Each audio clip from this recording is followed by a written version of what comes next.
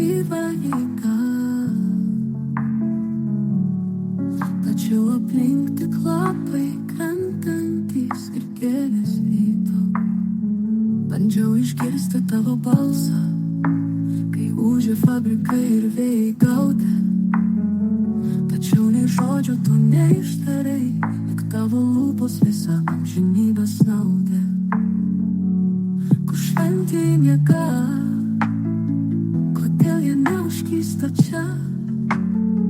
Kodėl jie neapdovanoja mūsų už kantrybę? Juk milijoną metų laukėme, juk amžinybė jau praėjo, o mes vis dar užstrigę.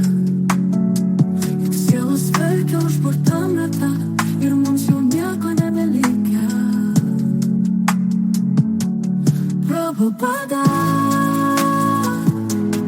Prabhupada, pažvelk į mus. Kodėl dar ne, kodėl vis vakėsi dangus? Štai rytas vėl atėjo kitas ir vasara kita. Ir vėl žiema, naktis, diena, gyvenimas jau kitas. Tai kaip prabėga į jaunystę ir senatvę, mylimieji susitinka, išsiskiria. Ir vėl išeiname į tuščią gatvę. Ir vėl vaikai užauga, gimsta ir pasensta.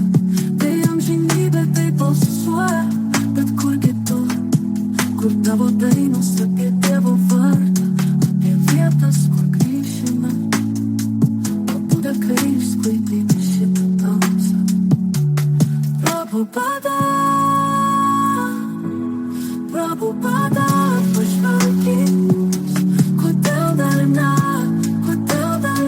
kodėl vis vakėsi dangus? Prabhupada,